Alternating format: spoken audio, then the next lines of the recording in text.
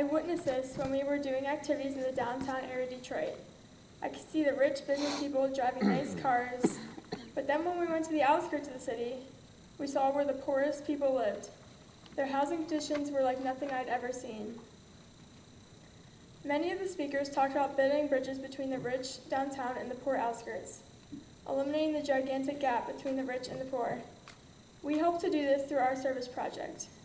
This was by far my favorite part of the trip, and the thing that inspired me the most. We began by pulling weeds, picking up litter, and eventually cleaned up the neighborhood. All of us together cleaned up over 100 blocks of the city. While our group was doing this, other groups were cleaning up homeless shelters, reading to children, and many other projects. But on our service project, we worked for the organization Project Hope. When we arrived at the service project, the leaders of the project explained what we were going to be doing. The leader of Project Hope really inspired me. He donates so much of his time to help others and his city. He put his city before himself and his own wants. When we started working, we ran into some of the locals who were so kind. I was surprised by many of them and how comfortable and welcome they made us feel.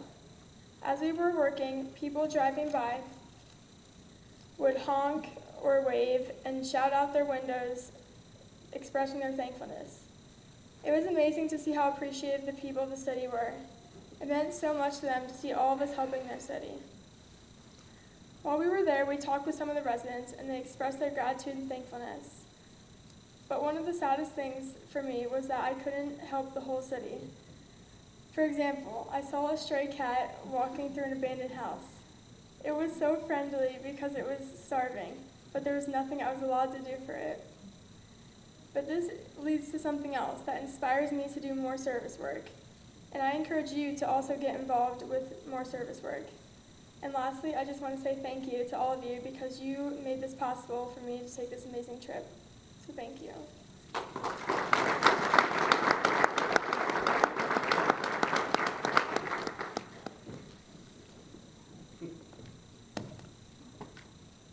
I'm Dalton, for any of you who don't know.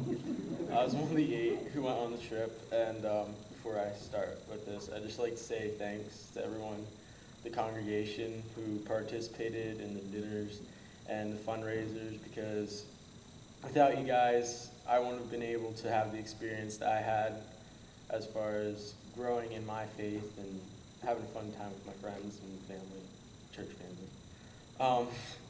But where I saw God was the Proclaim Justice Day with the service, and it's kind of like the saying, God's work, our hands, that God was using us as his hands and helping the people as far as, cleaning up the streets or donating food and diapers and reading to kids.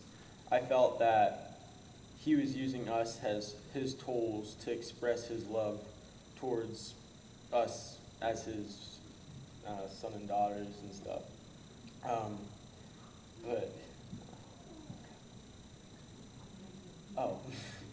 Sorry.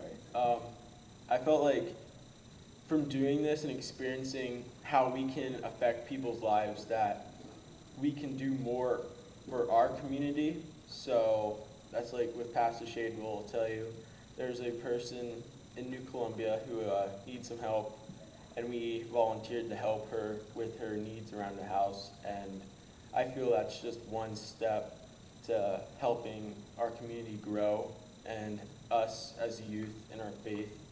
So yeah, so thank you.